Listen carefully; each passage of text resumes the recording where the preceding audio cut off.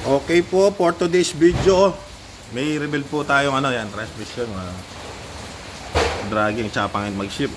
Paano po ba mag-reset ng dual clutch ng Ford Focus, Ford Fiesta, Ford EcoSport nang wala pong pang-reset na tools, proper reset tools, katulad ko na walang pera pong pambili, 14,000 na tools using alambre.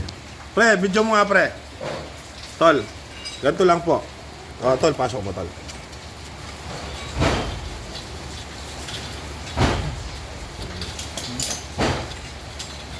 Yan. Pasok nyo lang po doon mga kaibigan. Tapos yan. Patayin ko muna ang video.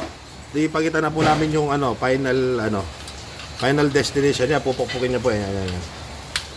Ay final yan. Sasabit nyo dito. Dali lang ha. Tatali namin.